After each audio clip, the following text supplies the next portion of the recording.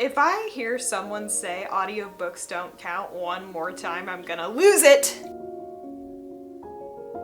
Hi everyone, welcome to the channel. Thank you for clicking on the video. If you've been here before, it's so good to see you again. And if you haven't, my name is Cameron. I make videos about books and reading culture. And a while ago, I posted a short. It's one of my currently biggest shorts on my channel about how I felt that reading and listening to an audiobook got you the same result. And boy, did people have a lot to say about that. I had a bunch of people saying that audiobooks didn't count, audiobooks weren't real reading, so on, so on, so on. And it's been months. I don't know if I just needed to cool down or something, but in the months since that's happened, that rhetoric still exists, and I have been reading quite a bit of audiobooks this year. I have read more audiobooks this year, I think, than any other year I've ever read before. Let me pull it up right now. So far this year, I have read 43 audiobooks. And I was thinking about it, and I was like, do I feel like this has affected my reading? Because I have had nothing but positive experiences now that I have started reading audiobooks. I've really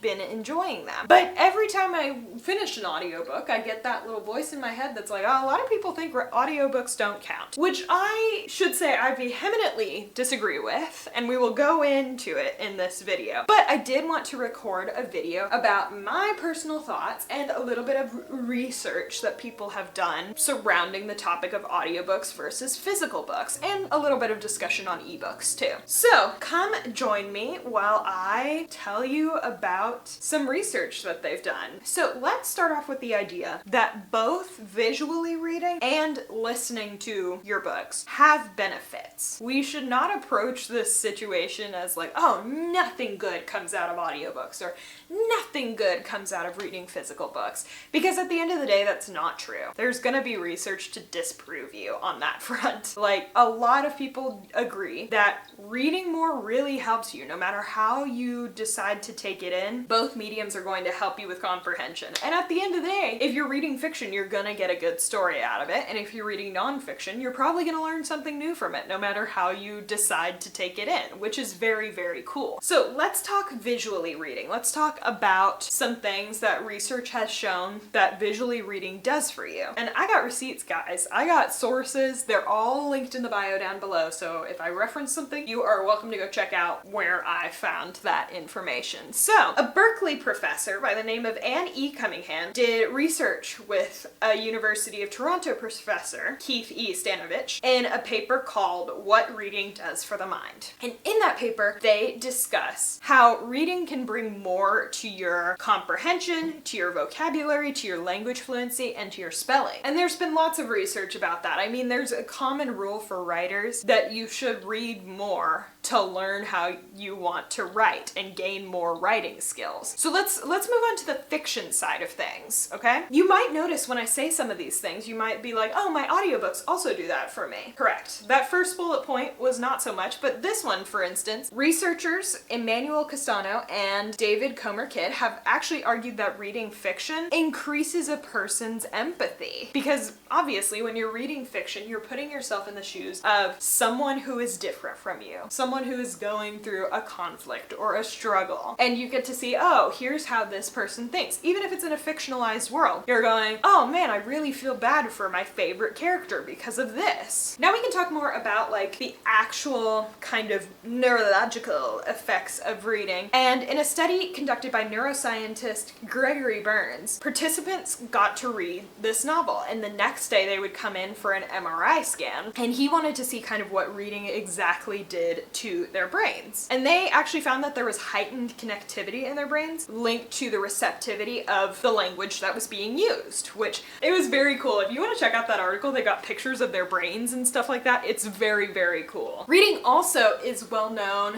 to kind of reduce memory loss and help your memory get stronger. So the Fisher Future Center for Alzheimer's Research Foundation actually said that reading can actually slow down the effects of Alzheimer's. So if you're trying to get smart, if you're trying to remember more things, you should read more books. So that was kind of the effects of actively reading books, looking at pages, reading them with your eyes. But I do want to talk more about some of the positives of audiobooks. Audible storytelling has been a medium that has been around for much longer than a lot of the working class could even access books. So we gotta understand that, like, we've had thousands and thousands of years to get used to audio storytelling and what that does for us socially. So there can be an argument that is made that our brains are actually a little bit more evolved to listen to stories than read, because we have so many more years of listening experience as a species compared to reading experience. So when it comes to listening, researchers John K. Eddy and Arnold L. Glass argued that our brains will create more meaningful imagery that we can think about, especially because our brains are using different parts to listen to the story rather than the visual parts. Now, when we're physically reading a book, we're using the same part of our brain to read as we would to imagine. So they make the argument that your imagination kind of is a little bit more freer. You can get more detailed images in your mind of what's going on in the story you're hearing. Also, depending on what you're trying to get out of reading, it's a lot easier to hear the tones of an audiobook narrator than it is to maybe understand the tones of the book you're reading. Obviously, there's words you can add in, like you could say, he said sarcastically in the writing of the book. But even then, for some people, it doesn't connect unless they hear it. And tone is one of the most important things of spoken language as we know it. So perhaps the biggest parts of audiobooks that I am always ride or die for, the reasons I love audiobooks, the reasons I consume so many audiobooks, is because for me personally, I love the multitasking aspect of it. I like being able to put on an audiobook and do mindless tasks like cleaning the house or driving to work, stuff like that. Sometimes if I'm playing like a little video game, if I'm playing Stardew Valley or whatever, I'll put on the audiobook that I'm reading so my brain is consuming the story. Now, a lot of people can indicate, oh, I get distracted by this, blah, blah, blah. And you know what? Everybody's brain is different. But I also know a lot of people get distracted if they try to sit down and read a book. You know what I mean? So I really enjoy, personally, the aspect of I can get a lot of things done. And also people who commented in that original video have said, hey, I'm super busy. The only time I get to read is when I'm doing mindless tasks like driving, like cleaning. So audiobooks are great opportunities to still read. And at the end of the day, I am here to convince you all to read more.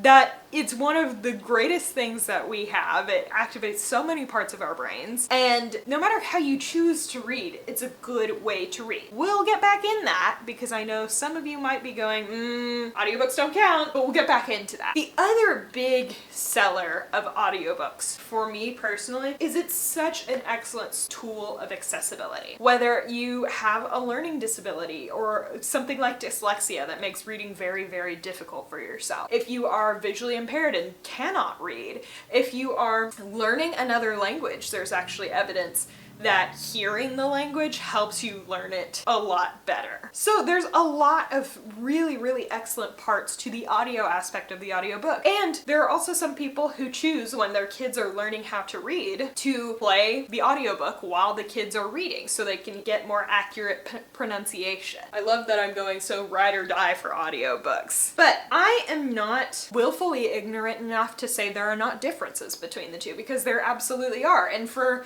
some people, those differences are a make or break of whether audiobooks count or not. We'll get more into that rhetoric later. But I am happy to say that I can still see why some people might feel very strongly about one way or the other, because their brains honestly might just not be built for that. As previously mentioned, both give you skill sets. And there's honestly kind of a Venn diagram of skills, like your comprehension will increase no matter what. No matter what part of the brain you're using, your comprehension comprehension is going to increase. And you're still consuming, if it's fictional, a story, or if it's non-fictional, you're learning something new. So let's talk about the comparison between the two, because that's kind of probably why you clicked on this video, and also kind of the stuff that I was interested in. So Professor Beth Rogowski from Bloomsburg University of Pennsylvania actually in 2016 conducted a study comparing the two. She had a set of participants exclusively read on an e-reader. She had a set of participants exclusively listen to the audiobook, and she had a set of participants that did a combination, listen to the audiobook while they're reading. And she actually found in her research that there really wasn't much of a difference in what she did. She said they all had similar levels of comprehension of what they read, and they kind of all got it. But there is also kind of a discussion. I'm someone who's willing to admit when there are flaws in something, and there has been a lot of questions kind of thrown towards this study because they used e-readers. And there has been some research on saying that reading ebooks also kind of doesn't do to your brain the same thing that physical books do. A study by Tirza Louderman and Rakefet Ackerman shows that research has indicated that reading on a screen is generally viewed as more of an inferior method of reading, and it also doesn't have the same benefits of reading a physical book, which honestly kind of messes with the Rogowski research. But they go more into this. We'll loop back around to this study, the Ackerman-Louderman one, in a second, because they also say something very, very interesting. There was also a different study. There's a different study that proves something different, okay? In a 2010 study conducted by David Daniel, he had groups of students, and they were going to take a quiz or a test just to kind of test their comprehension. One group, this was a research kind of class, maybe I should say that. So one group listened to a podcast about the contents, and the other group read the actual article, okay? Same content between both. One was just audible, one was just visual. And he said on the test that he gave them afterwards, there was a major kind of difference. The ones who read actually scored an average of 28% higher than the ones that just listened to the podcast, okay? So now we got kind of two different things saying two different things. Two different sets of research conducted by different schools, different people, saying two different things. And with science, that happens. There are a lot of different theories that are tested where it goes one way in one thing and a different way in a different thing. And there's a bunch of different variables that might make it different. But, there is a but. You remember how I said we would go back to the Louderman-Ackerman research? Their actual research that they did was trying to see if reading on an e-reader could be a skill that could be built up and eventually make its way up to matching reading a physical book, which first of all is an excellent thing to study. I commend them for that. And they actually found that that was a thing that could happen. You can build the skill of reading on an e-reader or on a smart screen or anything like that. So AO3 people, it's a skill that can be built. You're still reading. And if you kind of come to the conclusion that, oh yeah, if you read it on an e-reader and you can build that skill, that kind of indicates to me that the skill of listening to audiobooks is something that you can get better at. You can build the skill and you can get better at your comprehension. I know in my personal life, since I've started reading audiobooks, I have ADD really bad. I avoided audiobooks for a long time because I was like, I don't think I'll be able to focus. But I've actually found for my brain that it kind of works the opposite. So now that I've started listening to audiobooks, I find that I have a lot more listening comprehension. I listen a lot better in conversations. And it also kind of helps my focus on what's going on. And honestly, it's kind of really helping my multitasking skill because I find that I want to do the tasks that I don't normally want to do if I put on an audiobook. So that's just personally for me, and I went off on a little bit of a tangent right there. But regardless, same situation can apply. If you can build one skill, such as reading on an e-reader or on a smart screen, there's a good indication that you can actually build a skill of becoming a better listener. So let's talk about visually impaired people for a second, because I was like, I'm actually really curious about this. This was not a topic I was originally researching for this video, but I was like, I'm curious if deaf people have better like visual comprehension skills, or if blind people had better listening skills. And I didn't find it so much on the deaf side of things, but when I was looking into this, a study that was conducted by the Hertie Institute for Clinical Brain Research at the University of Tübingen,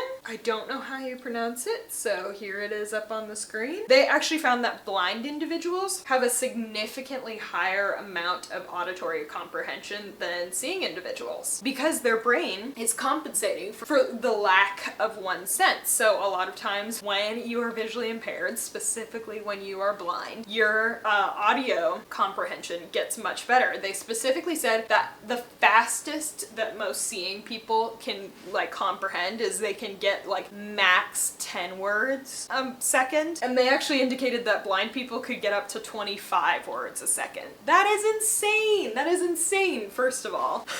But to bring it back around to the idea of audiobooks, brains are so cool. So when brains want to build skills, like they can, especially when it's a place of necessity, such as visually impaired people. And I brought up visually impaired people, which I know is the big gotcha for audiobooks, because quite frankly, ooh, you're not gonna like this, it's where a lot of audiobooks don't count arguers kind of fall apart, in my opinion. I feel like the argument that audiobooks don't count kind of comes crumbling down, because when you bring up visually impaired people, all of a sudden they're an exception. And I feel like if there's an exception, there's not really a locked-in rule if you've got exceptions. So I'll get back into that in a second, but no matter what you go looking for, you're going to find research that supports. You're always, I mean, even just now, I told you about a study where it didn't go the way maybe I thought it was going to go, you know?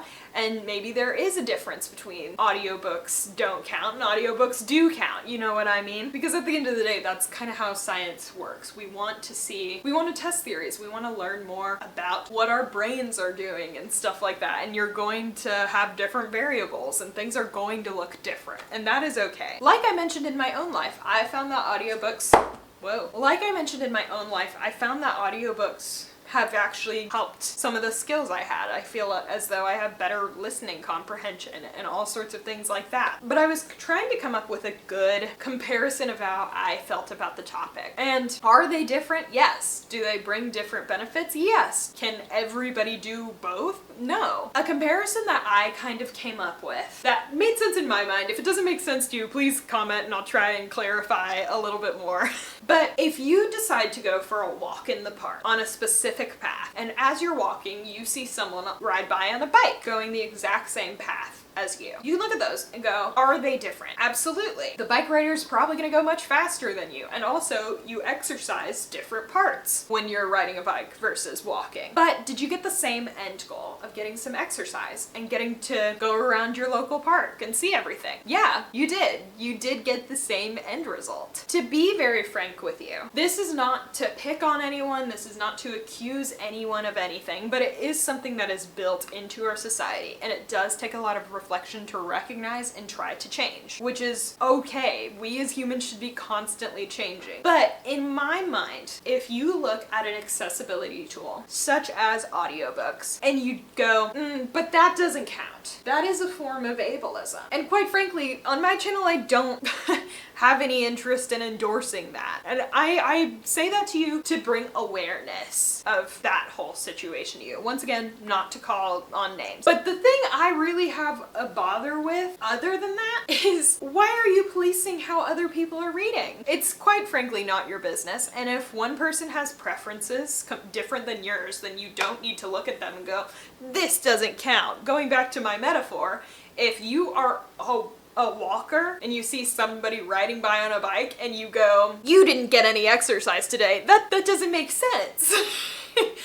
And I think that's something that you kind of need to look a little bit inside for. You can say it's not for you, and that's totally fine. No one's gonna bother you if you say, audiobooks in my brain didn't work well together. I don't personally read audiobooks. No one is going to judge you for that. But please think about it before you look at something, specifically in reading and also in life. If you look at a tool that someone else is using because they honestly just want to use it, they don't need any other justification, and and you go, that doesn't count. I think that requires a little bit more inward reflection than it reflects on them. Anyway, at the end of the day, like I kind of said, it's not your business how other people read. One of the cool things about reading is that we can have conversations about the book we recently read. If you think of any online community that is based around a specific book or book series, they're not really talking about like, oh, you listened to the audiobook version of this book, you didn't actually read it. They're sitting there talking about their favorite characters. They're talking about, oh my gosh, I loved this plot, or the world building is so great. At the end of the day, no matter how you decide to read, if you enjoyed the story, or honestly if you didn't enjoy the story, but you can talk about it with someone else, you got what you needed from that story. And I think that's really, really cool. Anyway, thank you guys so much for watching. I know it got a little bit rambly in some places, so if you have any questions or want any clarifications, please let me know and I will comment. I'll reply to your comment. If you can't tell, there's just moments where I really like getting into a research mindset. I would love to make more videos like these, so if you have a cool topic that you kind of want me to speak on a little bit more, please recommend it to me. Yeah, that's what I got for you today. Thank you so much for watching my video. As I said, there's lots of ways you can comment. If you enjoyed the video, please give it a like. If you have seen one or more of my videos and you want to see more, go ahead and subscribe. Otherwise, what am I going to tell you today? The weather is finally cooling down where I am, so go take a little walk outside. Go do a little outdoor exercise. That could be fun. Go pet an animal that you know. If it's a lizard, if it's a cat, if it's a dog, go pet an animal. They deserve scritches. And finally, go support your local library. I will see you all later. Goodbye!